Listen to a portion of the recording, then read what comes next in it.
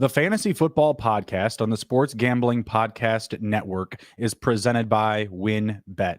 WynnBET is now live in Arizona, Colorado, Indiana, Louisiana, Michigan, New Jersey, New York, Tennessee, and Virginia.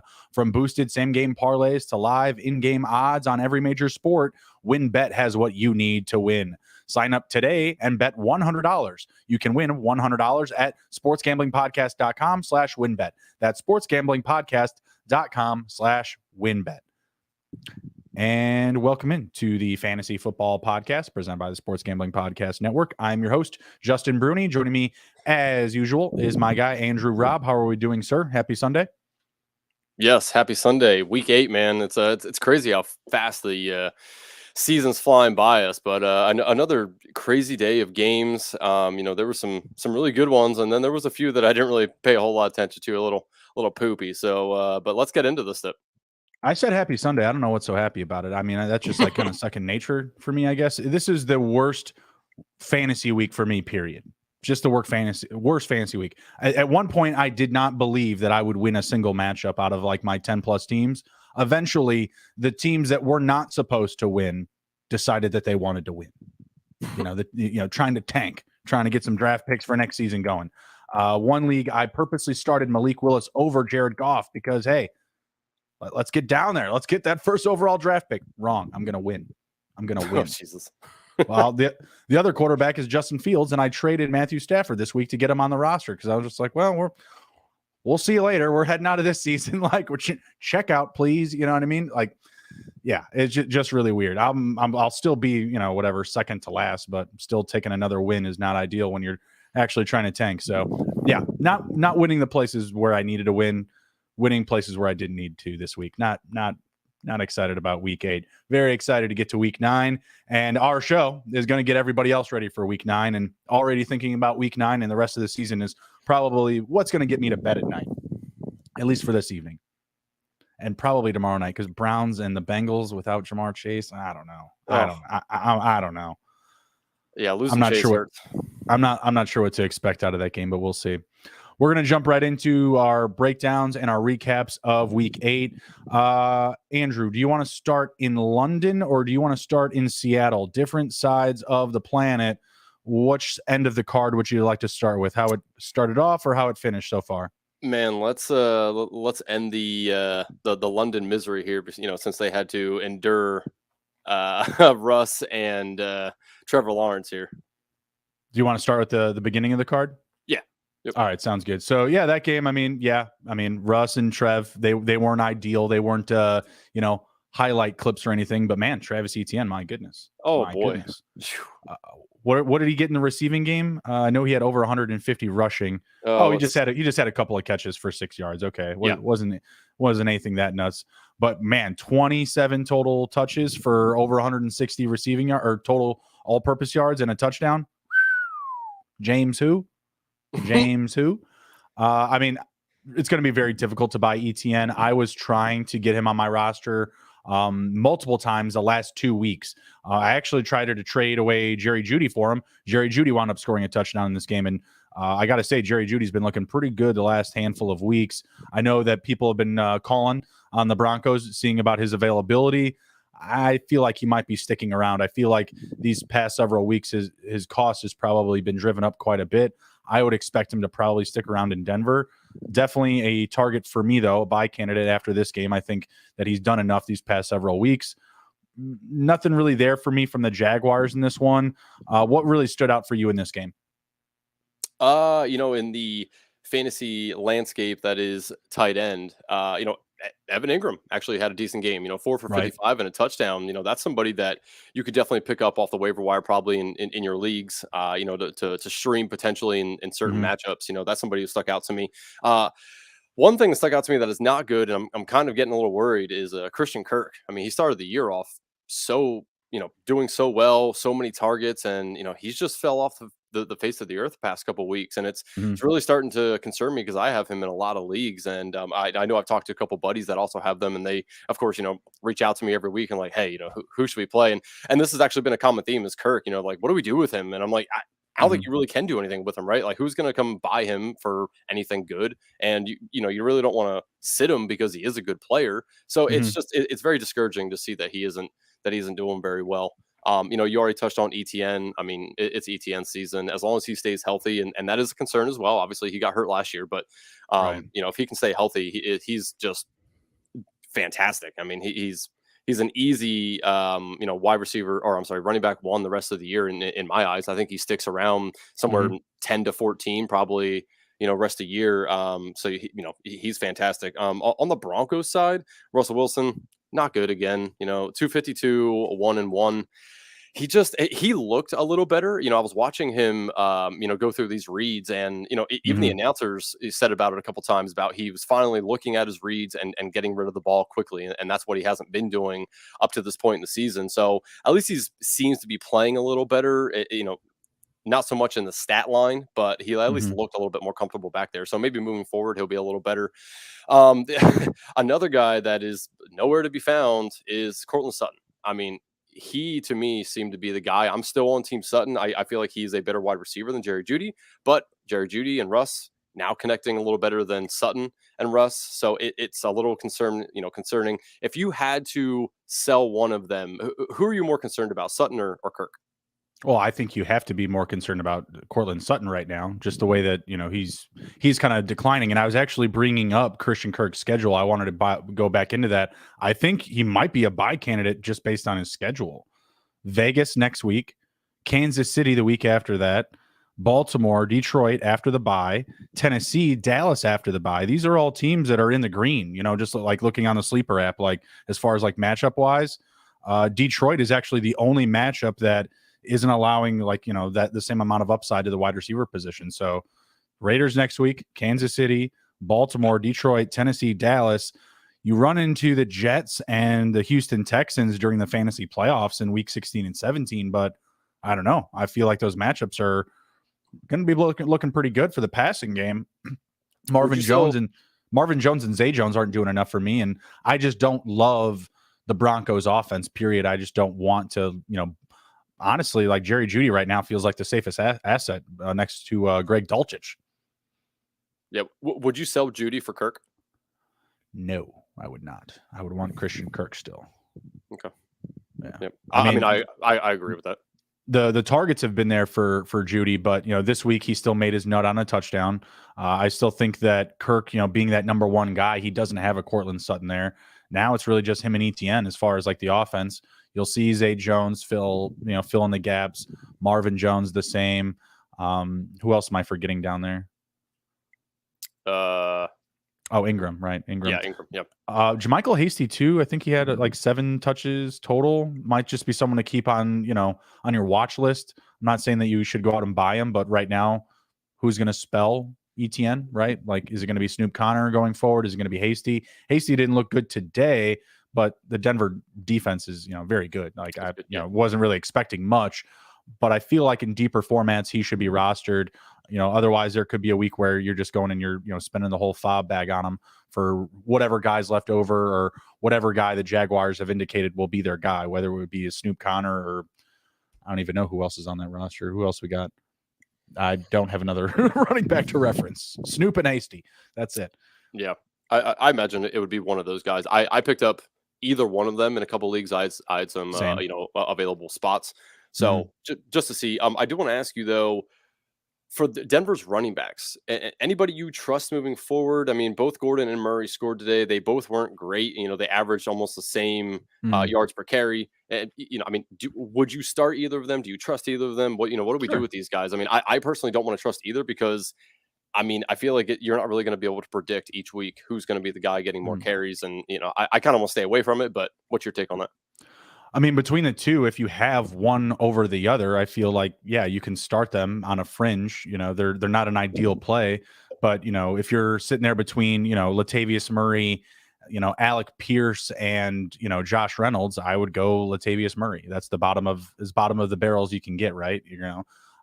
So there's plenty of options where, yeah, I would start them, similar, comparisons like that, but if you're sitting there looking at who would you rather start, Dame Harris or either of these guys, probably one of these guys. Yeah, probably. Yeah. I mean, and it really doesn't matter because, like you said, like they both had pretty similar usage. They're both going to get used going forward because neither guy can really carry a workload. It's kind of a similar situation to Chicago where, if you need to fill that spot, a starting spot, either one of those running backs will do it for you, and we'll get to them here in a little bit too. Let's move on to the next game. We got Carolina and Atlanta. Fireworks. Great game. So much fun. Was banging the DJ Moore drum all day this morning, all day yesterday, and all day the day before that. So that was great. DJ Moore showed up for the brand, 6 for 152 and a tutty. I would say a buy target right now, just based on the way that things are going. Still could get traded, but I highly doubt that he does. But him and PJ Walker are looking good. They play Atlanta again in 2 weeks. 2 more weeks. We get this very same matchup again. Give me some DJ Moore. I think he could definitely be a good target in the short term, season long. Who knows what's going to be going on with this offense. If you spent the bag on Donta Foreman this week, tip of the cap, well done. Brought it home, 26 for 118, 3 rushing touchdowns. I sold this week Donta Foreman, Chuba Hubbard, and a first for Derrick Henry. So I still feel pretty good about that, but feel pretty good about the other guy. Hey, awesome. Made the trade a little bit more fair. Still feel good about that. Don't know how much longer the Donta Foreman show will last. I would say probably through this season, but in dynasty formats, he's a sell candidate for me based off of this performance. What do you think about this running room for the Falcons? Huntley, Mariota, Tyler Algier. Who can be trusted going forward between Algier and Huntley? I think we have Cordell Patterson coming back next week too. Mm-hmm. Yeah, CPAT comes back next week, so I don't think either of them are really going to be relevant moving forward. But if somebody does drop them, I think I'd rather take Algier moving forward. Okay. I think he is the more complete back over Huntley. Huntley looks a little faster out there, but I mean, honestly, they spent the draft capital on Algier, and I feel like they want to get him into the mix as well, even when CPAT does come back. But I wouldn't start either of them moving forward. But if I had to choose one to sit on my roster, I'd probably take Algier. Mm-hmm. Any big takeaways from this game? Terrace Marshall also had a pretty nice game. Super random. He did, yes. Kyle Pitts, welcome back to Fantasy Relevance. 5 for 80 and a touchdown. It's funny, I put that in the Discord today, and Cody Zeeb replied, and he's like, man, everyone was burying him. He's like, I just don't understand why people are so and again, I understand why people are down on Kyle Pitts, right? But at that, I think he's still in the top 12 of tight ends in fantasy points scored after this week. So I'll have to check the math on that. I think he's pretty close to it. So I mean, again, Kyle Pitts, it sucks having Kyle Pitts because you obviously really don't want to bench him. I mean, because he is Kyle Pitts, and at any given week he can have a really good game. But unfortunately, you're gonna have to take those lumps sometimes when you start him, and he goes 1 for 13. It just is what it is with Kyle Pitts. And I do think if somebody is really worried that moving forward he's just going to continue to be mediocre like this, I do feel like this is probably your window to sell him to somebody potentially. Yep. So if you're inclined to do that, you probably won't do that this week. I mean, you're not doing it in dynasty formats, but in redraft, no. I think that now is a great time. You saw something, you saw some action. Again, just the same as Carolina getting Atlanta a couple weeks, going to be just the same, vice versa. We should have plenty of points here. Let me check the matchup in between, see what's going on the week in between. But I feel like we're going to have some really good offense still coming from the Falcons and the Panthers alike here the next couple of weeks. Yep. You already touched on DJ Moore. Fantastic. It was boneheaded though of DJ Moore catching that long touchdown pass and taking your helmet off and having to take that penalty on the extra points, which they missed. Like they could have easily won that game. So I texted my buddy and I'm like, I think DJ Moore's definitely getting traded now. Like he had a great game, but he loses the game. He wins the game for them and loses it all in the exact same play by doing that dumb shit and taking your helmet off. I mean, you can't do that, right? That unfortunately he's a young receiver, but he's not inexperienced. So he should have understood the situation, that they were in, but it was fine. I mean, at least you feel confident, at least starting him moving forward, that they might want to get him more involved. I'm not gonna lie. I'd love to see DJ Moore go to the Packers. I think he would be lights out awesome if he went to the Packers. So, we'll see. But I mean, outside of that, I could just rattle off teams though, for real. Like, I mean, the Ravens, the Rams, yes, the Cowboys, we could just go on and on where DJ Moore would fit, and it would just be so much better than what it is now. And look what he's doing. Like that catch in the end zone. Oh my gosh. The stutter footwork that he got those dudes with. Like, he's just like, all right, I'm just going to settle in right here. And then just whoop, see ya. Oh, dude. My wife was giving me a hug. I had just come home I was just finishing some chores or something. And I could hear in the background the play. And I just went like this, like, leave me alone. I have to go look. I can't do it. I can't face it. I have to see what happens. Yeah, it was awesome. Yeah, honestly, I'd probably sell Foreman if you can, even in redraft. I would sell him personally. I don't really want to trust anybody on this team outside of DJ Moore, really. I do want to ask you though, in 12 quarter or in 12 team leagues, Marcus Mariota starting to become potential start for you at all? The rushing floor provides a nice safe narrative for you. It's just, there's going to be some weeks where he's going to make you pay for it. Just there's going to be a matchup that he runs into. I was looking ahead here. Next week, Atlanta gets the Chargers. That would not be a game that I would necessarily want to start Mariota. But again, the following week, he comes back to Carolina again. That would be a matchup that I'd be into. And also Carolina next week gets Cincinnati. So that's a better matchup, I would say. And it's tough for me to believe that DJ Moore is going to get traded. We all hope and pray. But after these two big performances, stock is up. They're not just going to let teams get off the hook for cheap on DJ Moore, especially when he's made a huge progression in just 2 weeks. So I don't believe that there's going to be a team that gives up a first-round pick for him. That's what he costs right now. Yeah, no, I agree. And someone's going to have to give up a first and probably a third. Yeah. And like, honestly, that's where I think the Packers could come in, right? Is they could trade Dubs or Christian Watson and also give like a second or third round pick. And I think that would do it for DJ Moore. I mean, the Panthers aren't going anywhere this year. They won't do it though. I mean, like Dubs, just scored a huge touchdown in this game. Like, they're not getting rid of him. Christian Watson, no, like, oh, he's finally healthy. We invested, our top pick on him. Nope, he's staying. Like, I don't think that would happen, but we'll see. Just a couple of days here. It's November 1st, right? Tuesday. Yep. Oh, well, so Tuesday, yeah. So we'll be sweating it out tomorrow on the 31st. That's going to be a big sweat out. I doubt that we're going to see a ton of action. Like, I don't know what the time is. I'm guessing it's like noon or 4 p.m. on Tuesday. I'm not expecting like drama at the 13th hour or anything like that. We'll see. I'll be working, so if I see it, I'll see it on Twitter. Next up, we got the Bears, my Bears, and the Cowboys. Justin Fields, career day, 151, two passing touchdowns. Another rushing touchdown. That's 2 in the past 3 weeks. 8 for 60. That's now 230 rushing yards in the last 3 weeks. Khalil Herbert and David Montgomery, I kind of peeped a little bit earlier. Both are pretty much fantasy viable. Those 3 guys are the identity of the offense right now. Fields and his 2 running backs. Obviously, they're going to mix in some stuff with the passing game. It's football. But you're not trusting, Darnell Mooney any week. Yeah, he had 5 for 70 this week, but this was a big game. Like, this was one of the bigger offensive explosions from the Bears. He only had 5 for 70. So there's definitely going to be some lows still coming for Mooney. N'Keal Harry found a touchdown. Pass, no thanks. I'm not, spending any fob or any waiver wire interest in N'Keal Harry. It could just as likely be Dante Pettis next week. And tip of the cap to Cole Kmet, who busted his nut, finally scored a touchdown in the NFL. 2 for 11 today, though. Again, in 10-team leagues, anywhere where he's on the waiver wire, I'm not interested. Sorry. And I'm a Bears fan, guys. So, you can trust me. I swear. Cowboys loved what the receivers did. 5 for 77 for CD and a tutty. Schultz bounced back 6 for 74. Love to see it.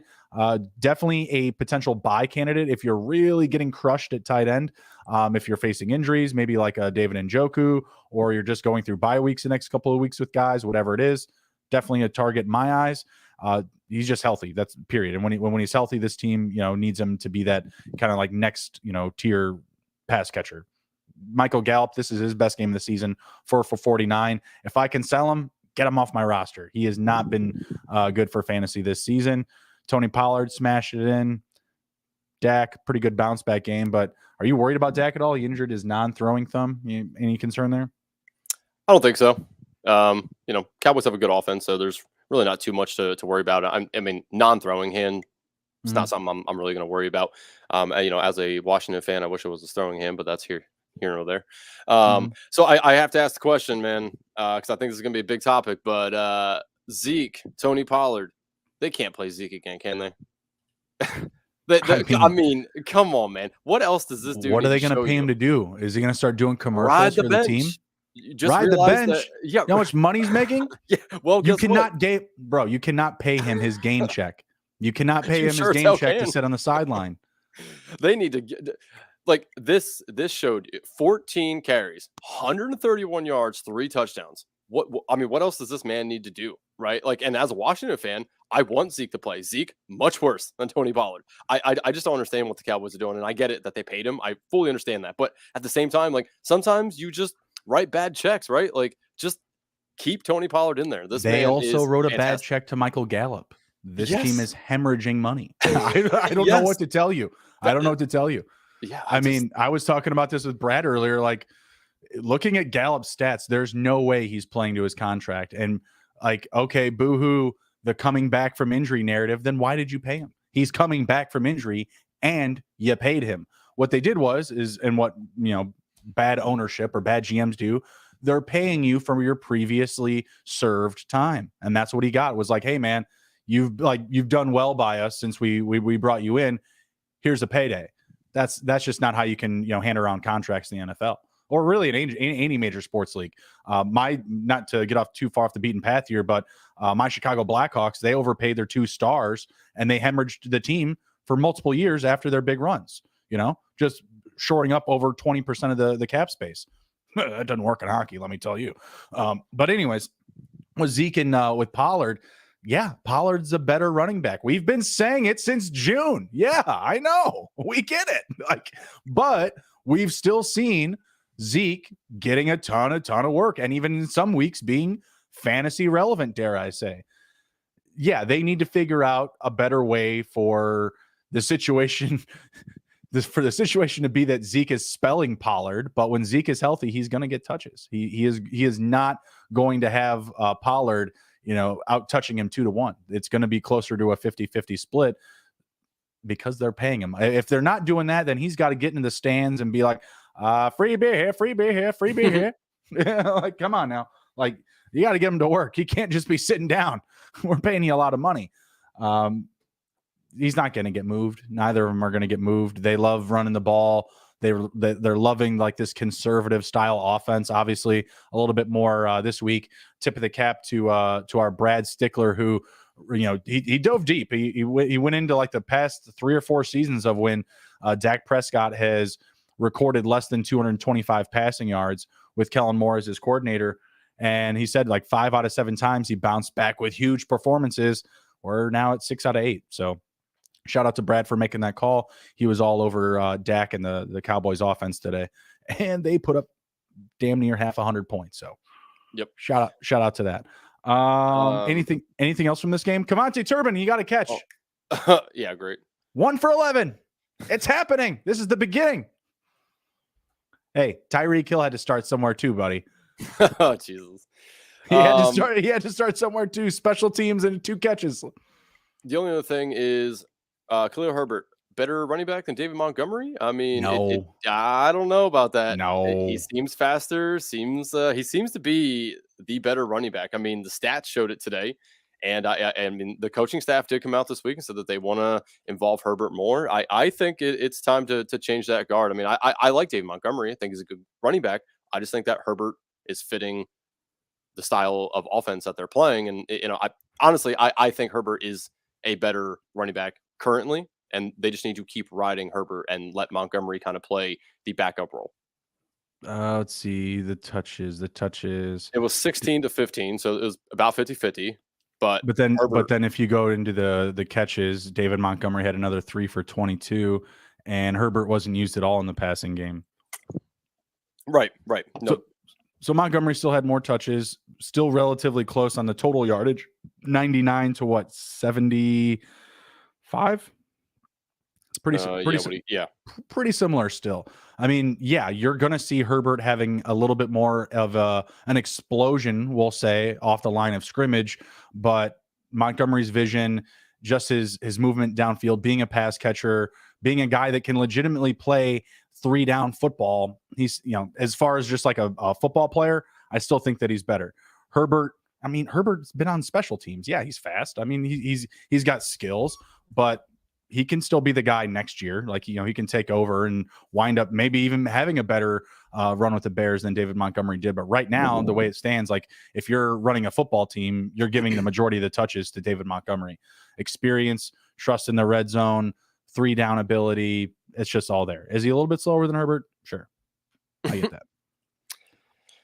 We got Michi the Goat saying is up by 5, has Diggs, Higgins, Cooper. I don't think I will win. Is there a world where I get the win? What? You're up by 5. He has. Oh no, no, you're not going to win, bud. No, it's over. Sorry, go to bed, buddy. It's fine. Like, and sometimes you got to do that, man. Believe me, I'm doing that in a lot of spots this week. All right, where I just got to take like a handful of melatonin and hope I wake up tomorrow. You know what I'm saying? Like, come on, like week 8 hurt me like badly. What was the second question that came up there?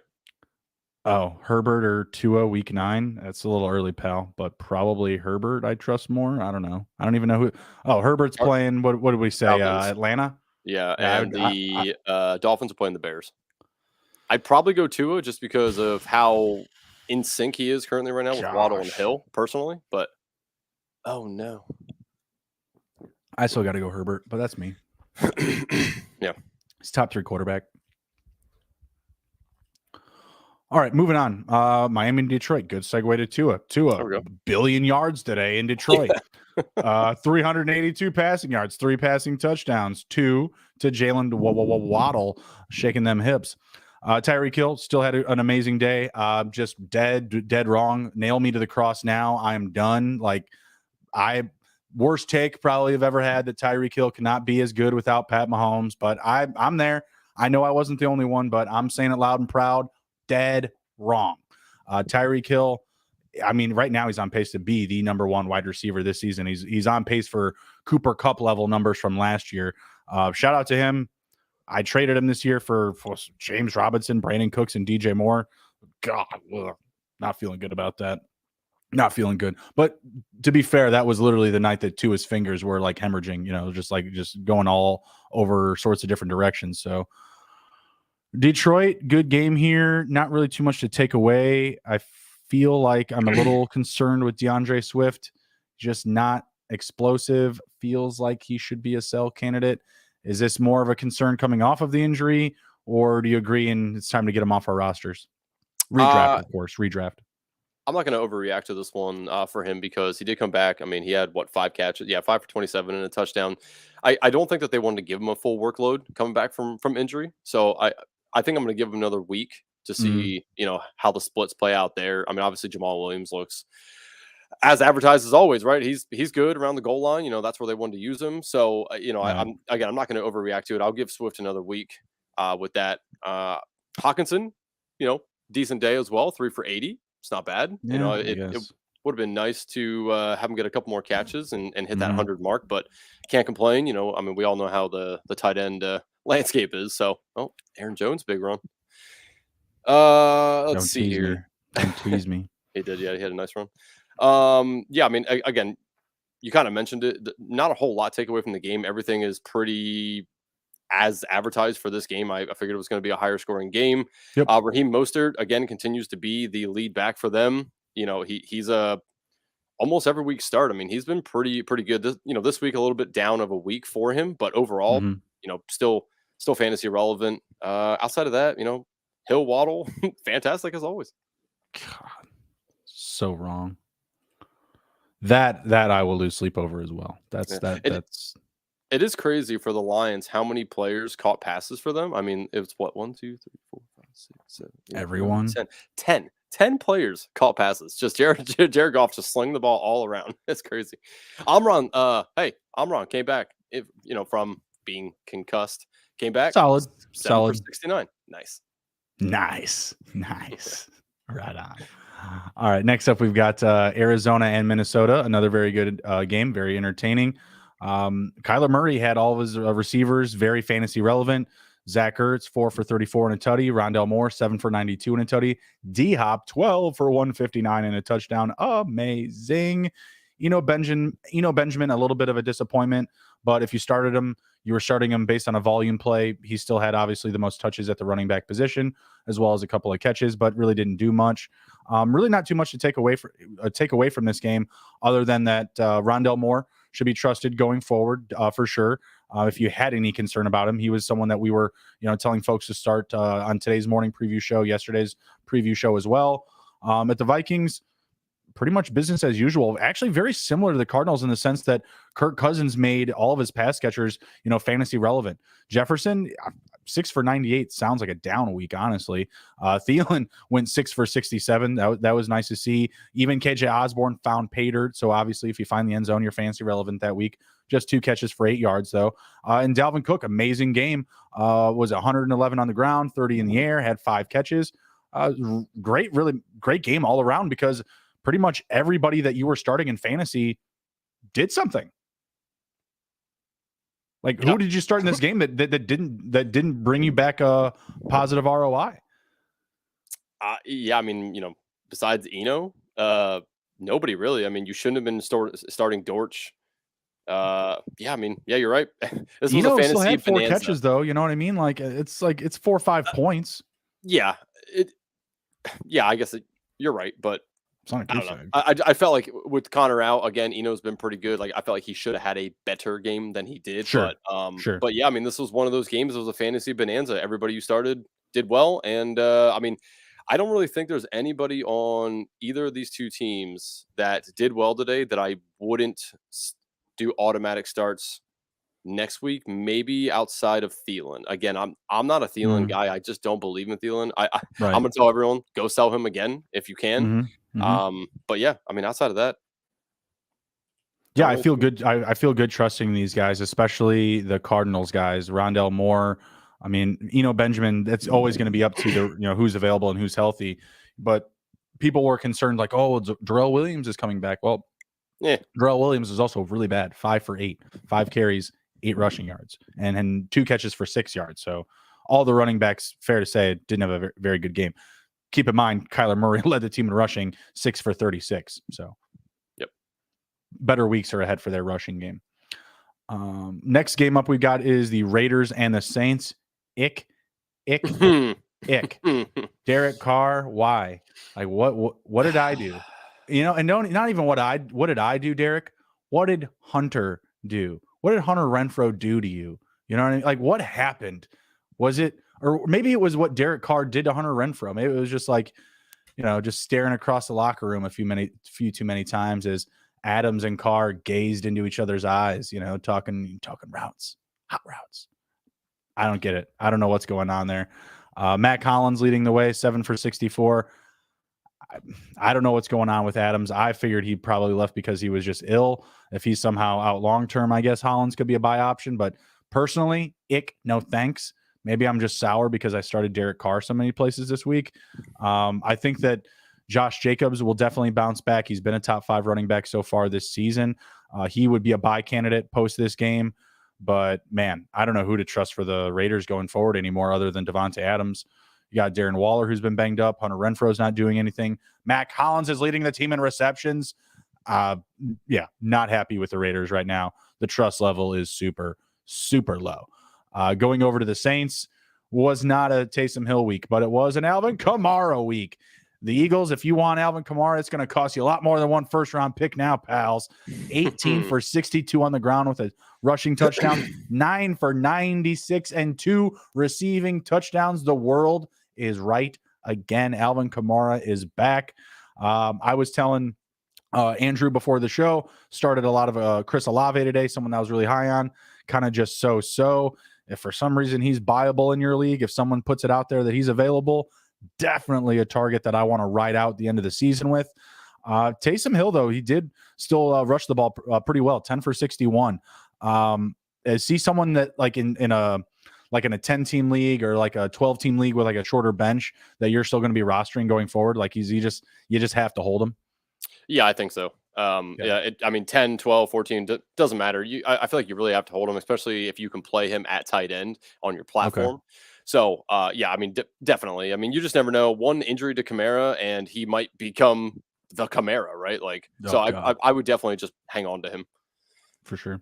But I mean, you kind of nailed everything here. I don't really have too much else to add. Raiders, like you said, moving forward, Josh Jacobs, obviously you're going to play him. You're going to play Devontae Adams if he's in there, but I definitely don't want to start Derek Carr. I mean, 101 yards and 1 interception. That is just god awful. I mean, Marshawn Lattimore took the week off. It was a vacation practically. It was just, this was a very good spot for Derek Carr to have a good day, and he just didn't. I can't make heads or tails of it, to be completely honest. I mean, Derek Carr was very good last year, right? Like, what's the difference in the scenario this year as opposed to last year outside of the coaching staff? Like, it makes no sense. And so I'm not putting him on my roster at all. You think Gruden will come back and be an OC? Like, at this point, I'm ready for it. Like, I was telling Rob before the show, Mac Hollins, Foster Moreau leading your team in receptions. It might as well be Jamal Agnew and Dan Arnold. We might as well be the Jaguars now. This is ridiculous. Come on, man. Makes no sense. Absolutely no sense. Josh, do better. Come on, man. I just don't get it. Next up, another very frustrating game, and I'll tell you why. 2 words. Tyler Conklin, the Jets and the Patriots. How dare Tyler Conklin score 2 touchdowns after I dropped him 2 weeks ago? You son of a bitch. 6 for 79, 2 receiving touchdowns. Garrett Wilson, 6 for 115. Elijah Poo. Elijah Moore ain't doing nothing. Definitely has to be off your rosters. Oh, he's not happy. He's not happy. He could be traded. That would be someone that would be more likely to probably go to the Packers. Is like Romeo Dubes isn't like necessarily, fulfilling our palate. Let's get another one of these guys. Let's get an Elijah Moore. Let's bring him in. He'll really ruin Aaron Rodgers' day. I don't think that swap would work out. But just on that real quick though, before we fly by Elijah Moore, if he's out there, do you go to try to trade for him? Just hoping that he gets traded to a good team. It needs to be a dynasty situation, and I need to be rebuilding. So if I can give up like a cheap pick for him, I would do it. But I don't think I would want to give up a draft pick for him right now with him being on the Jets. Like if I have multiple 2nd round picks for next season and I offered someone a second, I feel like I could be losing out on that offer. What about redraft? Any interest in potentially trying to get him? I mean, again, you're not. You need a deep roster for that, just because he's literally not doing anything. What if he doesn't get traded? You know what I mean? Like what if he doesn't get moved? You only then. Like if you're giving up nothing good, like, okay, so let's say you have, I mean, I don't even know who to put out there because he's so bad, but like he's on some of my waiver wires. I will probably try to pick him up this week, see what happens Tuesday. If he gets traded, cool. If not, off my team again, most likely. But there you go. Yeah, that's not a bad situation. If you're literally going to pick him up for the sake of just owning him for a day or two, by all means, I don't hate it. But typically, the way waivers work is you're not getting his ass until Wednesday or Thursday. So I don't know how that's going to work out. If anything, he'll get traded, and it could cause a flurry on the waiver wire on FOB spending this week. Like if he got traded to, say, I don't know, the Packers, or I don't know, give me another pass. The Rams. I don't think the Rams would do that though. The Bills wouldn't. No, the Giants need a pass catcher. Do they? I will get to them soon, but man, do they? Like Darius Slayton, Wan'Dale Robinson, whatever flavor of vanilla you want, they've got them all. No, with Elijah Moore, I mean, if you somehow could get him on your roster before waivers or before the trade deadline, sure, but probably not going to happen. Patriots could use a pass catcher. I mean, Jacoby Myers and then Ramondre Stevenson. That's fine with me, brother. I mean, yes. Leave it just like that. Like the Patriots for me today were fine. They were cool. I started a lot of Stevenson and a lot of Jacoby Myers and nobody else. Yes, 100%. I think that those are really the only two on this team that you really want to start. I think that Devontae Parker could have some weeks coming up. This wasn't going to be his week because he was getting all the sauce in New York. And if you look at Devontae Parker's weeks prior to this, he had at least 60 plus yards or a touchdown in 3 out of his last 4 games. I think that he could be I'm not saying viable, like, like not someone that's going to boom for you.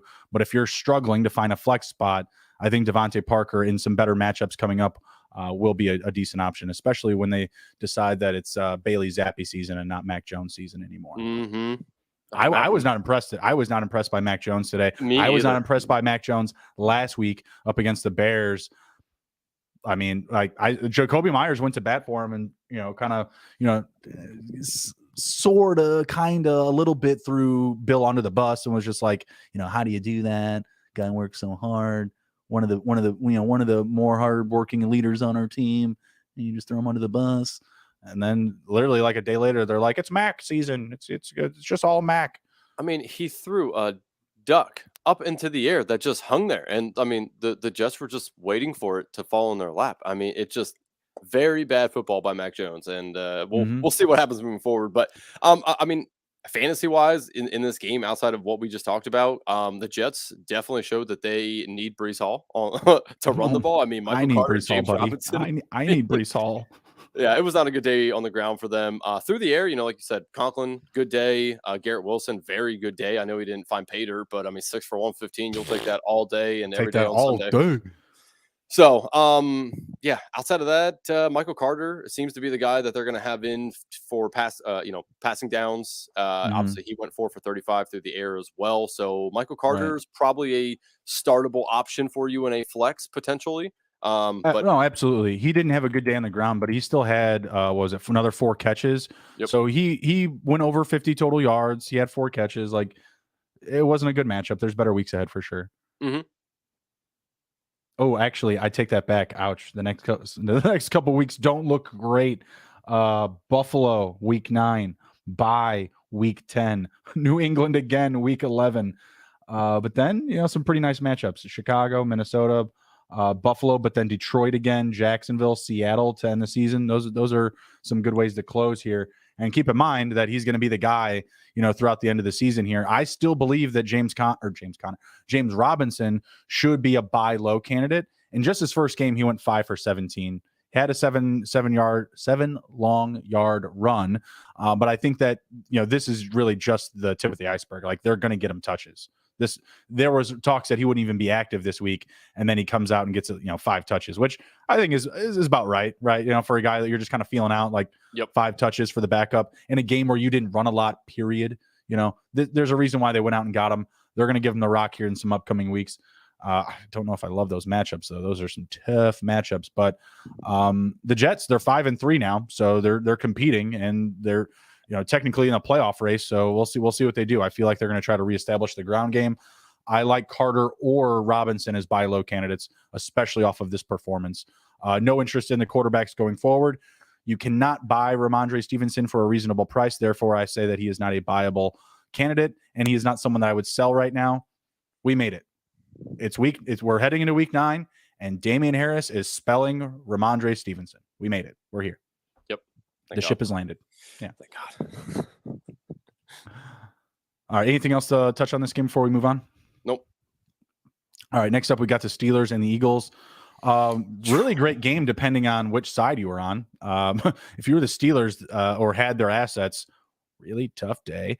I will give a nod to Najee Harris for at least getting me double-digit fantasy points in this game. I have no idea how he did it.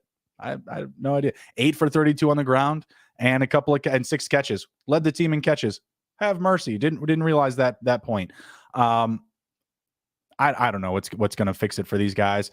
Chase Claypool threw a touchdown. A touchdown. That was interesting. That was a cool little play that they did. Yeah, neat, Andrew. Yeah. It was neat. Yeah, great. It was. Najee Harris was also 1 for 1 with 4 passing yards. Okay, like am I crazy? And I feel I'm thinking it. I'm feeling crazy. Like I need to seek help. Is Mason Rudolph the answer? No, God, no. I'm just saying. Believe me. I have the lowest of lowest regard for Mason Rudolph. Let's just get that straight. Like there's your top quarterbacks, the guys that have jobs in the NFL. 5 feet of dog shit, Ben DiNucci, and then Mason Rudolph. Okay. Ben DiNucci taking shrapnel. Damn. Sorry, Danucci, but it's just the facts. Like those two are literally like my lowest graded anything ever. You know what I mean? Like, so, but the only things that I'm thinking about is like Deontay Johnson being relevant when Mason Rudolph has played, you know, the tight end still being just as relevant as we've seen with Kenny Pickett. To me, right now, let's just get Kenny ready for next season. Let's pack it in. They're 2-6. It'll be the first season that Tomlin has under 500, most likely. Or do we bring in Mason and maybe we can get to 8-8? What do we think? Or 8-9 or whatever. let Kenny take his lumps. I mean, he's gonna have piss poor games. I mean, my fantasy team can't take the lumps, Andrew. Damn it. Well, yeah, okay. I completely agree. But yeah, you got to let the kid in there. I mean, it just is what it is. And the Eagles have a great defense, right? I mean, like, what was he supposed to do? I mean, the Eagles were all over them all day long. Like, it just was what it was. And this, you know, that's what happens, you know, right? You're going to have to take your lumps with, you know, with Freiermuth, with Claypool, Johnson. I mean, it just is what it is. Oh, you can't start. You can't start Claypool. No. Well, okay. You know, like my wife's in a 16-team league for her school. Like, there's people starting these dudes. Like, so damn. I mean, you never know who's listening. My wife goes hard in the work league. Yeah, I mean, she's a teacher, so you know, there's a bunch of teachers, you know, in it that want to do it. And I'm in a couple of guillotine leagues that are 18 teams deep. Now, obviously, every week it gets lost, so we're finally back to, you know, normal amount of teams in these things. But some people do start these people, and I just, you know, moving forward, you obviously cannot. Like, I mean, obviously now you couldn't either, but yeah, you just can't start these guys. Now, on the Eagles side, completely opposite. You know, this is a fantasy bonanza of a team. I mean, good Lord, AJ Brown has 3 touchdowns in the first half of this game.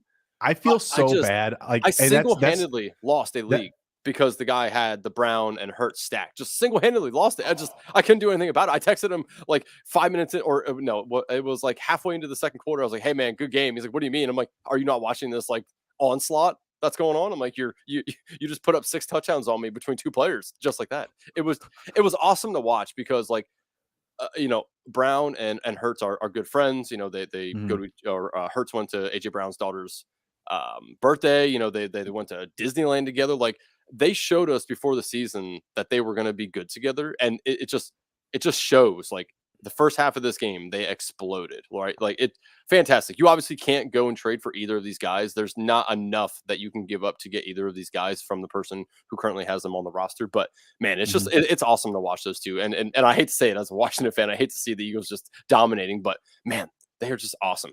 Are you I want to ask you, you know, Sanders, sell candidate for you? Do you feel like they're going to try to make a push for Kareem Hunt or any of the other? This offense is no. I mean, no. There's no way that they can afford Alvin Kamara now. Not after this week. Not Kamara, but Hunt or somebody else that's going to eat into Sanders' workload a little bit. Is he I wouldn't sell. I would not sell him until they actually do something in that market. Look at this offense. Like, there's no way that you can get off of him right now. You would need a really good haul. I'm trying to think of like a good swap for him right now. Higgins. I'm a little concerned about Higgins. Really? Even with Jamar Chase going out? Well, yeah, but he just had issues of his own though. That's the only thing that I'm worried about is if he. I'm just very scared about Joe Burrow. I've got a lot invested in him, so I'm overly paranoid. Yeah. I'm just kind of waiting for it to all go wrong. Devontae Adams. No. With Adams having, you know, down weeks. I don't know what's going on there, so I need more information. But as of right now, no. I'm still holding Devontae Adams. Let me pull up my rankings really quick, just from this. I'm just week. curious, because I don't have Sanders on any of my teams, and you had mentioned you had the Hurts and Brown stack. I have a Hurts and Sanders stack, which I would not get off of. I would not sell either of those guys because of how good their rushing offense is. How many times they're in the red zone? I don't think it makes sense. Yeah, I mean, I guess so. I do worry that the upside's a little. Tony Pollard, Dameon Pierce. I'd take maybe like any of those guys for him. Just because I feel like Tony Pollard to ride out the season could be the guy, but I feel like you're losing that. Like, you need another piece in it. Like, you could do Tony Pollard and a receiver for Sanders. You could do Mostert and a receiver for Sanders. What about Sanders for Amron straight up? That's a good swap. I do that. Would you do Miles Sanders for Leonard Fournette? I'd do that one. I would want Sanders. Yeah, I'd probably want Sanders. The Bucs are like one of the worst teams in the league at running the ball. What about DeAndre Swift or Sanders? Who do you want to own? Who do you just want to own for the rest of the season? No one's going to do that swap. No one's going to do that trade. If Swift's good to go, like if he's going to be fine, they're going to use him a little more. I'd rather take Swift, to be honest. Man, that Jamal Williams just scares me, man. Like, look at all that red zone usage. That's the only thing. Like, and I'm not saying like that's not a trade you can do. So like, don't take that from me. Like, oh, he said you could do that trade. There's no way you can just pull that trade off. You would need more assets in the swap. Swift just carries just so much just name value at this point. You know what I mean? Just because what he did the beginning of the season, what we've seen on the tape as a rookie, like he's just so much higher. He's a top 10 running back any week that he's healthy in everybody's rankings. Sanders is cracking the top 20, but he's not a top 10 guy. Right. 100%. I'm kind of buying into the narrative a little bit that as the year goes on, they're going to try to pat Jalen Hurts' stats through the air, try to get him the MVP. I just worry that it's going to hinder Sanders a little bit moving forward. Sounds like a typical Philly thing to do. So just a little concerned about that. And again, like if they do trade for Kareem Hunt or any of that nature, I would definitely go and sell Sanders all but immediately, just because I do think if they're going and spending some draft capital to get Kareem Hunt or somebody who's actually a good running back, I do think that they are going to absolutely use him, and that's going to cut into Sanders' work. So just food for thought for people. Don't go sell him, but if they do trade him, then the selling option is open for you, I believe. I agree. Just so that we don't get fired, let's make sure we hit a word from the sponsors here. Ready to win money and boost your odds? WynnBET is now live in Arizona, Colorado, Indiana, Louisiana, Michigan, New Jersey, New York, Tennessee, and Virginia. We're bringing the excitement of Wynn Las Vegas to online sports betting and casino play. There's exclusive rewards right at your fingertips with Wynn Rewards on WynnBET. Be on the lookout for the WynnBET Win Hour each Thursday from 5 to 6 p.m. Eastern Time. During the WynnBET Win Hour, marquee games of the week will have better odds on WynnBET, giving you a larger payout opportunity. They have great promos. Odds and payouts are happening right now at WynnBET. From boosted same-game parlays to live in-game odds on every major sport, WynnBET has what you need to win. Ready to play? Sign up today and receive a special offer. Bet 100, win 100. There's so much to choose from, and all you have to do is head over to sportsgamblingpodcast.com/WynnBET so they know that we sent you. That's sportsgamblingpodcast.com/WYNNBET to claim your free bet today. Offer subject to change. Terms and conditions at wynnbet.com. Must be 21 or older and present in the state where playthrough WynnBET is available. If you or someone you know has a gambling problem, please call 1-800-522-4700. YouTube, a sports gambling podcast, is giving you a chance to win your choice of either an autographed Lawrence Taylor or autographed Brian Dawkins jersey. Contest is completely free to enter. Just subscribe to youtube.com/sportsgamblingpodcast. Comment on a video. Each video is a new chance to win. Turn your notifications on so you don't miss Sports Gambling Podcast contacting you when they pull the winner. Oh my gosh, absolutely. We are also giving away a free Deebo Samuel jersey. So you can go ahead and like any of our videos on the SGPN Fantasy Football page, comment on any video, and subscribe to our channel. And then just send screenshots of us, of your work to your completed tasks, I should say, to add SGPN Fantasy on Twitter. But the DeAndre Swift jersey, Andrew, the guy didn't answer. Oh, my God. Yeah, the first poll didn't answer for like 3 or 4 days. He wouldn't answer. Sorry if you, speaking of which, if you're the listener out there, listen, sorry, pal, you won, but we had to pull a second guy because he wouldn't answer. So always got to look up for those follow-ups and make sure you either won or lost. All right, next up, we got the Titans and the Texans. Stinker. I know that we were all hoping for fireworks from Malik Willis, more like sparklers, if you could, if you could afford those with 55 yards. I'm not sure. 6 for 10, 55 yards and an interception. Dog poo. Davis Mills, 17 for 29, 152, touchdown and interception. Might as well have been dog poo. But Derrick Henry, 32, 219, 2 tutties. Love it. I don't know who to say is going to have a pulse as a receiver for the Titans going forward. I don't know if Tannehill will be back next week. It's really not a situation that you can buy into whatsoever in redraft. So therefore, I say stay away. I hope, like DJ Moore, that Brandon Cooks is moved today, tomorrow, sometime before the deadline. Pretty much all the teams that we have already mentioned. For most of the game, he just had one catch for like a couple yards in the fourth quarter and end of third quarter. He did okay, was able to revive his fantasy value for 4 catches and 73 yards. There is not another viable pass catcher on the team. It's really not that much to take away from this game other than Derrick Henry. Between both of these teams, it's the only safe start. I mean, Brandon Cooks barely made it out alive. I mean, Dameon Pierce. Oh yeah. My bad. Yeah. I forgot about Dameon. He found the end zone at the end of the game, kind of like a garbage time touchdown. But yes, you're right. Yeah, I just completely overlooked his name here on the list. Dameon Pierce absolutely needs to be added to that. So Derrick Henry, Dameon Pierce, and only the running backs. Everybody else, stay away. Brandon Cooks, he can have weeks, but it's so matchup oriented. 100%. Yeah, this game sucked. Yeah. This was, I mean, and I guess we can't complain because we had so many good games to watch. Traded for Derrick Henry, and then oh my god, I almost did. So I'm in a league and I wanted Derrick Henry from this guy, him or Kamara. The guy has both, right? So he's like, I need your 1 or 2. So my 1 or 2, my 2 best players are Jamar Chase or Steph Diggs, and I'm like, I couldn't pull the trigger on giving one of them up, and then of course like 2 days later, Jamar Chase gets hurt, and I'm just sad, just sad, bro. So I told you earlier how I offered a haul of picks for Patrick Mahomes. I did the same thing for Jamar Chase, and the guy said no. I saw that. I saw that you put that on Twitter, and it was like, well, thank God this thing go through. Oh yeah, dude. I was so happy. I was so happy because at first I was just like, all right. I mean, I wouldn't want to lose Jamar Chase for just picks. Like I would want a man cry. Yeah, exactly. No, more like you want to see a dead body, boy. Bruni's upstairs. He ain't woken up in 4 days. Oh my god. Yeah.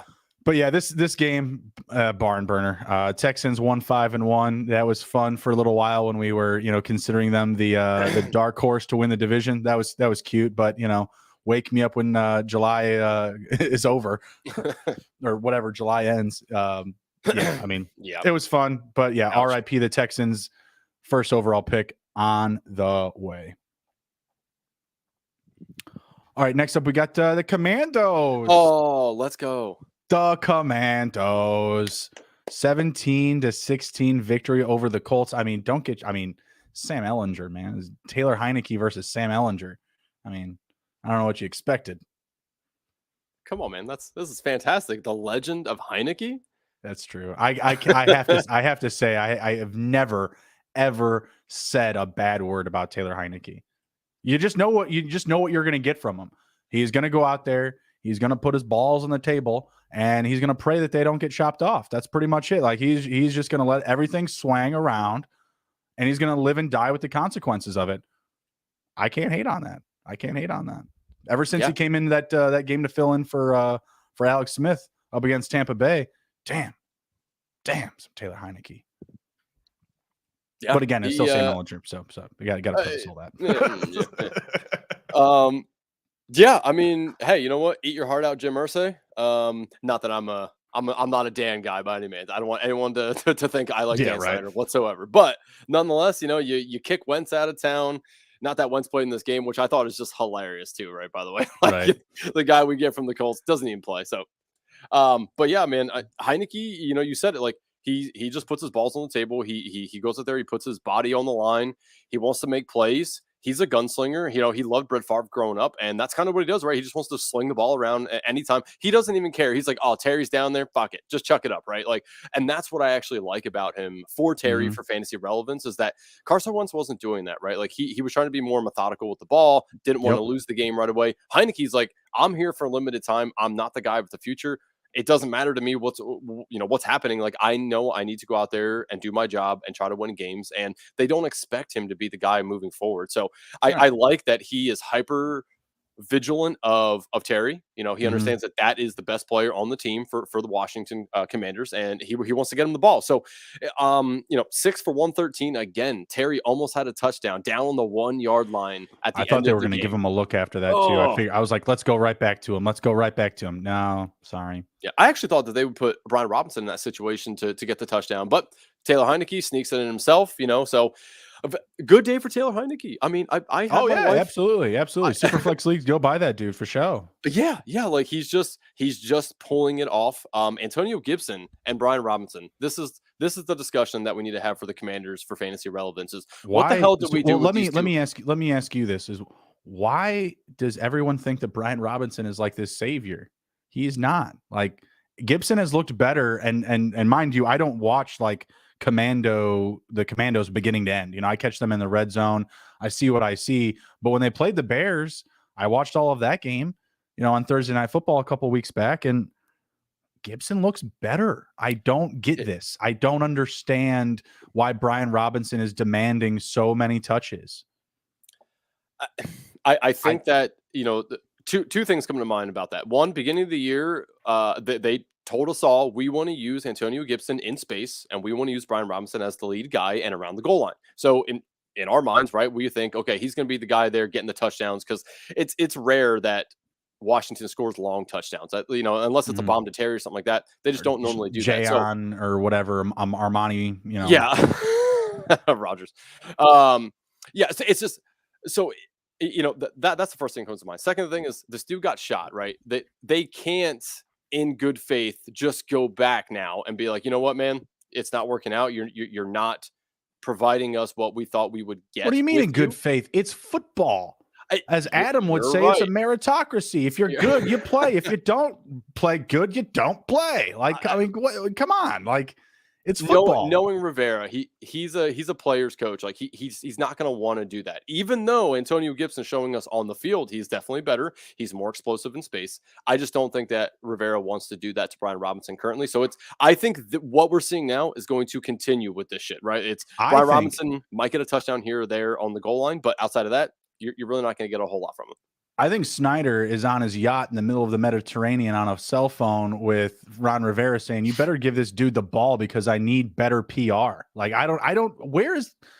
they're not married to Robinson. Yeah, you're right. He was shot. Like freaking 50 Cent. The moment came and gone already. All right. Like, it's fine. Like, it was a cool thing. Like when he came back, but it just doesn't look good. He doesn't, you know what I mean? And he'll have this excuse built in. We're like, well, I'm not sure if you're aware, but I was shot in my car. Like, yeah, we get it, bud. But Antonio Gibson just looks better, period. He looks more explosive. Yeah, I would want to give him the ball in space too, because he's a faster runner. He finds the lanes. He's got better running vision. Like, I do not get it. I don't understand. And meanwhile, this entire time between these two feuding, where the fuck is J.D. McKissick? Why are we ruining J.D. McKissick for the sake of Brian Robinson? You paid him. You matched the deal. What is the point to not use him? It's literally like they're trying to teach Dallas a lesson. They're like, guys, this is how you pay somebody and not use them. Okay? This is how you let players that don't make any money play. Start Tony Pollard. I did mention this, when Brian Robinson was coming back. I said that I felt like they really wanted to turn Antonio Gibson into J.D. McKissick, and that's exactly what's happening, right? J.D. McKissick, what do you have? Yeah, 2 carries for 6 yards, 3 catches for 14. That's a big week in comparison to some. Yeah, I feel like he is now the backup for Antonio Gibson, right? Like, Gibson's kind of the McKissick guy now, and sure. I mean, we saw this last year and the year before that when J.D. McKissick was catching the ball a lot. He was having fantastic fantasy games. This is exactly what we just saw from Antonio Gibson. So I feel like moving forward, Antonio Gibson's probably the guy that you want to start out of any of these guys. I hate to say that because Brian Robinson, again, is probably going to vulture some touchdowns around the goal line. But I mean, he's not getting the work, and his yards per carry is not very good right now. So you cannot start Brian Robinson moving forward. Antonio Gibson and Terry McLaurin are probably the only ones you really want to start on this team. Heineke, like you said, in Superflex leagues, but outside of that, I don't even really want to start Curtis Samuel unless you really have to, honestly. I just definitely trending down, but he also had 4 carries this week. He was used as a dual threat, so he still came close to was it 79 or 89 yards? 79 total yards on 7 touches. Still pretty good. Yeah, it's fine. I wouldn't want to have to start him. I Sure. feel like there's probably better options out there for you to start. But Heineke just doesn't have that connection with Samuel like Wentz did. So Great, fantastic. I don't oh want. yeah, yeah, fine by me. I'm But tired of Curtis Samuel. It was great for the first couple of weeks. yeah, Scary Terry, trade candidate for you? Bye. Yeah. Gimme. While Heineke is in here, Terry McLaurin's going to be very fantasy relevant. Now, I do worry. Obviously, Washington's winning games right now, but if they go on a streak of losing games and they stick in Howell, I am then very concerned at who to start fantasy wise here because we have no idea what Howell's going to do. Not saying he's going to get in there, but I do feel like they're going to want to give the rookie some reps if the team starts to lose games. So just keep an eye on that. If they start to lose, if they lose like 4 games in a row here, which is definitely possible. If that happens, you might see Howell come back in here. I don't think they want to start Wentz anymore, to be honest, because of what they'd have to give up to the Colts because he hasn't hit that threshold yet for it to drop down, for the round that they give the pick to. So we'll see. But yeah, I'm just I'm happy as a Commanders fan that they snuck out a W here today. With 20 seconds left. So Colts, Jonathan Taylor. What do we do with this guy? In redraft, in redraft, I think you got to sell. I believe that the Colts will do what is necessary to bring in a quarterback next season. Someone that I would put into that criteria would be actually Taylor Heineke, Jimmy Garoppolo, potentially Mariota. Someone's going to come in there. Someone's going to fill the spot. And I think it's going to be better than Matt Ryan. I think it's going to be better than Carson Wentz. And you have seen some of those buy low quarterback options play out. Geno Smith, Marcus Mariota. Right now, I don't know if you want to say that Taylor Heineke's playing out, but you've seen guys that shouldn't play well. PJ Walker wasn't so bad today. No one, what am I saying? Someone did start him against me, actually. What am I talking about? It's not someone that you're going to rely on, but there are these opportunities for guys to just, come back and make a splash. Jacoby Brissett was, fantasy reliable for a couple of weeks. I mean, it wasn't someone that you were trusting with a ton of confidence, but he was still there. So I think that the Colts will bounce back. Someone that I would look to buy in Dynasty if you are, at the bottom of the league. If you see a top team that's willing to get off of him for someone that, is more, damn it, Fonje Campbell's hurt. My God, I hate this week so much. Sorry. I was say, thank God I don't pay any IDPs. Oy. Oh, dude. Oh, God. It can get so intense. No, with Jonathan Taylor, like I said, in redraft, yeah, definitely have to get off your roster if you can. In Dynasty, he's a buy. Keep it simple. Okay. The receivers, I like what Paris Campbell's been doing. He didn't have the most amazing game today, but again, quarterback situation pretty iffy. I think he could be a nice buy option. Michael Pittman had a decent day. Sell. At least in redraft, it's kind of similar in the same breath of Jonathan Taylor in Dynasty. If your team is doing bad, definitely a target that you can buy low on, get you a nice fresh start for 2023. Yep. All right, next up here, we got 2 games left. We got the San Francisco 49ers up against the Rams. Traded this week, Matthew Stafford, Hayden Hurst, and Zay Jones for Justin Fields. Matthew Stafford had a pretty good day today, but I definitely came out on top on that one, feeling really good. Who the fuck is this? Who is Ronnie Rivers? Who is you? Oh, are you seeing the Allen interception? I did not. Oh, yeah, Josh Allen just threw a pick. I did not. Who did that go to? I did not see. Is Romeo Dubes playing defense now? Has he gotten that bad? Yeah, right. No, Stafford had a nice little game. Was somewhat fantasy relevant. But I feel like the Rams feel kind of checked out. The Super Bowl hangover is lulling. Let's see, Cooper Kupp 8 for 79, just doing Cooper Kupp things. Allen Robinson had a nice day, but that meant that Tyler Higbee could not have a nice day. Whoever this Ronnie Rivers dude is, taking too many touches. I didn't see this game, so what do you got? Well, first we got to point out CMC did something that most people can't. He caught a pass. He threw a touchdown, and he ran a touchdown in. It was fantastic to watch. I had this on one of my TVs down here, and just watch it. Like I wasn't watching it because I was focused on the Commanders game, but I just kept hearing Christian McCaffrey touchdown. I'm like, oh, he must have ran one in. I'm like, oh no, he caught one. And then it was insane. You know what Kyle Shanahan did to get this man was fantastic. I mean, he is lights out awesome on any team. CMC is just fantastic. I mean, he had 18 for 94 on the ground. He had 8 for 55 through the air, and I mean, and then he throws a touchdown for 34 yards. Which is only what 21 yards less of Malik Willis. I mean, it's go crazy easy on the kid. It's just crazy what he just did. Right. He put this team on his back and said, "We're beating the Rams." It just awesome. I can't say enough good things about him. Kittle found pay dirt. Brandon Ayuk found pay dirt, which he was the recipient of the McCaffrey touchdown pass. Mm-hmm. So Niners today just rolled. Rams, as you said it, they are definitely in a lull. I mean, from what I did catch of this game when the Rams were on offense, outside of Cooper Kupp, it's just they look slow. They just I think Stafford is hurt. I really think that he's playing through an injury. It's been something that he's done multiple times in his career, which is why I think as far as like games started versus games available, he's like literally like one of the best, like top 3, top 5 in the league, like all time. He's got to be dealing with something because this just isn't right. No, yeah, they look slow. They look slow to process things out there. I'm not sure what's going on with them. But another quick note: this is one of the only weeks Matthew Stafford hasn't thrown an interception.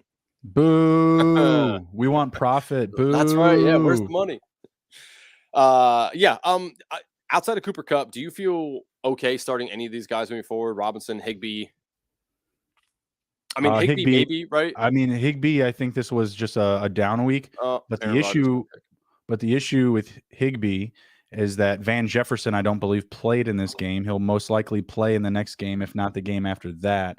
That's the concerning part about Higbee, is because he had all of that volume. He had all of those targets, and now you're just going to continue to see the ball get spread around. Ben Skoranek is causing us issues in fantasy. I'm not saying to go pick him up. Full disclosure, I do own him in a couple of spots in Dynasty just because Skoranek has looked like he's been on the same page with Matthew Stafford at different points this season. Today, he only had 1 catch for 10 yards. But, dude, this Ronnie Rivers guy, he had 4 catches for 15 yards. I don't know what's going on. Darrell Henderson didn't do anything. He went 4 for 16. And this Ronnie Rivers guy went 8 for 21. Who the hell is Shy Ronnie? I don't know who this is. Does anybody trade for Cam Akers? I don't think so. No, yeah, I don't. I think you're just doing the Rams a favor, and no one wants to do them a favor right now. Like, you're going to give the Rams a draft pick? No one's trying to do that. They screwed them. They gave away their future with all the picks that they've swapped over the past couple of seasons. Like, no one's going to do them a favor and be like, oh, that running back you're not even dressing or activating. You won't. Yeah, sure. 6th, 7th round pick. I think that's his market right now is 5th round plus. Would you give up a 5th round pick for him if you were a team? I'm not a Cam Akers believer, so no. But okay. I can see how somebody would do that potentially. He was a good running back. But I mean, I personally would not do that. Yeah, I wouldn't be interested in it if I was the Ravens. And like, who else can you think of? I guess there's a lot of teams I could think of that could need a running back, but they seem like they really need one. I wouldn't do it if I was them. Yeah. What do you think about is it Kyren Williams, the Rams running back, that the rookie that's coming off of IR? I think honestly, if he's out there in any of your leagues, I've asked you about this Ronnie Rivers guy like 4 times now, and I can't get an answer out of you. Yep. No exactly. No one knows who he is. Like, what am I going to say about Kyren Williams? This guy, he led the running back room. I don't even know who he is. Yeah, no idea. I don't know who Ronnie Rivers is. I don't think it's going to be very. I mean, sorry, folks. Don't got an answer. Who do I know who's going to carry the damn ball? I thought for sure it would have been Darrell Henderson show. Easy. Nope. Yeah. Shy Ronnie. I do think it's going to be Kyren Williams though when he comes back. I Great. think him and cool. So if he's out there in any of your leagues, guys, go pick him up. He's still on the IR, so if he's out there, until they activate him, you can stick him in your IR slot. There you go. That is somebody that I have tried to pick up in every single league because people forgot about him, and he's coming back, and they obviously hate Cam Akers. Darrell Henderson sucks. I mean, Doesn't Big hurt to brain have him on your move. roster. Yeah. Big Go brain move for go sure. get him. I have him in a couple of spots in Dynasty. I took him, like, he fell down the board so far after the combine. I think I got him a couple of spots in like the 4th and 5th round in some rookie drafts. Yep. All right, last up here we've got the Giants and the Seahawks. Giants took an L today, 6-2 now on the season. Seahawks, I mean, they might win their division. 5-3 now on the year, 27-13 in this one. Geno Smith just continues to show up. Just like, I believe he's the most accurate passer in the league this season, as far like if you take into consideration attempts. Not really too much to take away from this game, other than I don't trust any Giants receivers. I trust a lot. I trust a lot of Tyler Lockett and DK Metcalf. Both of those guys were questionable coming into this week. Metcalf, people are talking about him going to the IR. Yeah, he's fine. No big deal. Marquise Goodwin, this was fun for this week, but don't try it again next week if you started him this week. 4 for 33. Not terrible, not great, but I wouldn't test the waters again beyond week 8, because Lockett and Metcalf are only going to be healthier. The running backs are the running backs. You want every bit of Saquon. You want every bit of Kenny Walker. Can you start Dan Jones going forward? Do you still feel comfortable with it? A lot of people are doing it. He was listed as a top 10 quarterback this week. I don't think so, personally. I think it's very matchup dependent. Yeah, I haven't been on the train, so. Nope, I don't think so. You can start Saquon Barkley, though. Oh, yeah. He's fantastic. Yeah. I would say so. No. Dan Jones moving forward, no. I mean, very matchup based, and honestly, this should have been a decent matchup for them. But they have Saquon Barkley, right? Like they don't. I don't think that they want to throw away the game. So there's really no point in doing that. And look, they fell behind this game, and look what they still did. They still gave it to Saquon, right? Like, so there's really not a good scenario for Dan Jones to get in here and be a fantasy starter. Mm-hmm. Why do they not get Saquon the ball more in the passing game, though? Like, I mean, I know they have some weeks, but like, this is a game where you're trailing. Like, I don't know why they don't pass to him more or set him up as a receiver, period.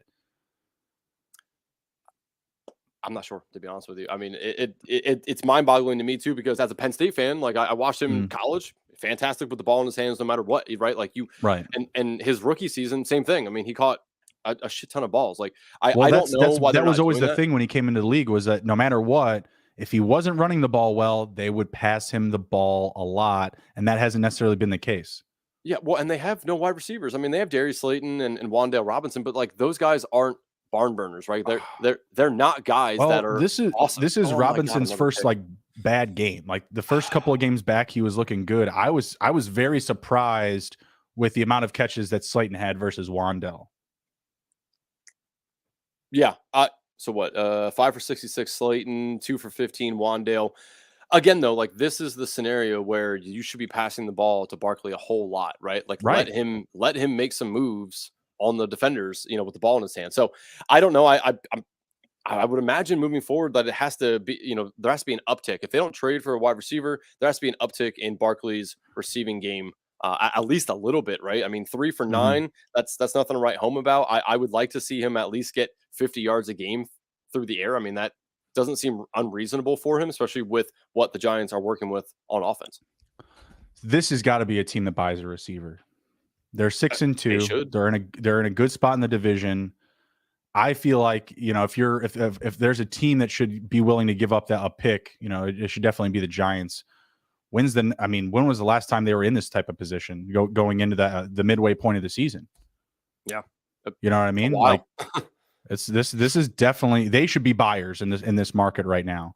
They should definitely be buyers. The problem is that they have so much money wrapped up in Galladay, and I think they have the most expensive wide receiver room in the NFL, and their wide receiver room is the worst. Nobody's there. Just make money appear. I don't know. Call the Rams. And Right. The Rams do it. Just make money appear. It's the NFL. Like, come on. It is crazy, right? Like that. Kenny Galladay just turn someone's contract into a signing bonus. I don't know. They'll figure it out. Like, you know what I mean? Like, the salary cap is pretend in the NFL. Like, you know what I mean? Like, figure it out. You know what? Just go over the cap and pay some penalty. You're New York, Yeah. I wanted to ask you, Lockett or Metcalf, are either one of them sell or buy candidates for you? I would want to hold. I'd say so. I guess buy. But I don't know what you would want to give up for them just because they are still both coming off of injuries. They looked good this week. Lockett dropped that damn touchdown in the end zone. Not making me happy. Would you trade Lockett for Boyd? Yes. Yeah, see, that's where I'm at too with Lockett is like that Boyd tier, right where I Boyd my rankings. That's where I want to be, anywhere from there and up with Lockett, especially with the Chase being out. Like right. So Boyd has that upswing, and they're talking about Chase not even hitting the IR. So if you're only getting Boyd up for like 3 weeks, like even Tyler, even to this point, right? He's still been awesome. I mean, he's had multiple 100-yard games. I mean, he's scoring touchdowns. Like you're talking about Lockett, right?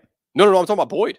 Boyd, to this point in the year, has already had multiple 100-yard games. He's had multiple touchdowns already this year, even with Chase on the field. He's been almost as efficient as all the other wide receivers on that team, and he's the third wide receiver. Actually, I'm looking at it here. Yeah, holy hell! Like he is very underrated, and I just had a buddy just asked me. He wanted to go get Boyd, and he's like, "Who can I give up?" The guy gave him Tyler Boyd for Brian Robinson. I mean, just smash play for him, right? Like it's crazy. Yeah. So like I'm thinking in my mind, all right, like maybe as a fantasy, analyst, as a guy who does a whole lot of stuff for fantasy, I'm like all over Boyd. So I'm like, all right, like I can see what he's going to be to this offense. But a lot of people are like, yeah, it's Tyler Boyd. He's whatever in that offense, right? Like so, right. We have to remember when we're trying to do trades with people, we have to think like, okay, these people may not know as much as we do with fantasy. Like let's try to undercut them a little bit here and do some of that stuff. So just food for thought for people. Tyler Boyd. I mean, even if you only get him for 3 to 4 weeks without Chase, that's still 3 or 4 really good weeks he's probably going to have. And then again, as you just saw, he's been very good. So Tyler Boyd's definitely somebody I would go. I'd go try to pick up. I know he's not in this game, but I agree though. Yeah, you've 100%. Sold me. I don't really have anything else in this game potentially. I don't want to start Darius Slayton or Wan'Dale. Do you? No. I mean, I felt good about Wan'Dale coming into this week, but again, he's a great playmaker. Like he is a guy that you can use with all that mischievous play calling, set him up with screens, end around reverses, and he's got burners, and you can take him down the sidelines. I just feel like they're not using these receivers, strategically. It's the routes are the routes. Whoever runs them. Like there's no guy that they're targeting on any type of play. It's not like, this one's drawn up for Slayton, this one's drawn up for Wan'Dale, whatever, you know what I mean? And I just feel like they need to get a little bit more strategic with those assets that they do have. I don't know how they ruined the Kadarius Toney relationship. I don't know what happened there, but if he was healthy, if he's healthy and he was dogging the injury the entire time, I'm going to laugh my ass all the way to Kansas City, because that just seems crazy to get rid of him. And, seeing how electric he was as an early playmaker when he was healthy last season, I don't know how you let that guy off your roster for so cheap, no less. Yeah. I mean, I'll tell you what, the Giants could really use Evan Ingram right now. Yeah, good. You're not wrong. But him and Dan Jones, I mean, come on. It wasn't there. No, I mean, it wasn't, but they need some help. That's just a toxic relationship. That's like your high school ex, that you just couldn't get off of, shit like that. Yeah. All right. Oh, a couple of big catches for Tunyon here. Yeah, Dubs just had a very good, nice catch. I think 30-something yards, I think. Aaron Jones, big game, best game of the season, 143 rushing yards, 3 catches, 9 reception yards. It's crazy. Imagine that. Come on. Why'd you do that? I had other options. Okay. Raheem Mostert, which obviously that's not working out currently, but I like the matchup better, right? Like, sure, yeah. Okay, yeah, I know. Okay. Now, luckily, I'll win that, so I don't have to cry myself to sleep tonight. But yeah. All right. I'm gonna be hugging Binky all the way to bedtime. All right. And my wife is sick, so she's sleeping on the couch tonight. She's sleeping on the couch. Yeah, that's all right. It's not bad. It's not a bad situation. It's not a bad deal. It's pretty good. Teach us your ways. What's that? I said, teach us your ways. Yeah, right. No, it's her idea, not mine. I can't take any credit. Yeah, she was just like, well, to be fair, she was waking me up like every other hour last night. So, all right, you got anything to close it down with? No, I don't think so, man. I think we hit it all. Yeah, no, cool. Good day of football. I was glad that there was. I would say 90% of the games were good to watch. So I will agree with that. That's something I can get behind. They were entertaining, but I was crying into my hands all day. So It is what it is. Yeah. Cool. All right, cool. Yeah, take care. Be well. Be good, everybody. Be sure to go over to comment below. Comment below. Comment below. Yeah. Win like the jersey. Button. Download. Yeah. Download. Get your notifications on. Download the episode. Do it right now. All right. Go to sportsgamblingpodcast.com. Smash the fantasy tab. We've got everything that you need. We've got IDP. We've got Dynasty. We've got Snapshare articles. We're going to be having some Battle Royale articles coming up for some DFS. And boy, do we got some DFS content. We've got DFS stacks. We've got flowcharts. Everything you need to make money and profit in fantasy football. Come ride with us. We will take care of you. Take care. Be well. Be good. And if you can't be good at it. We'll see you.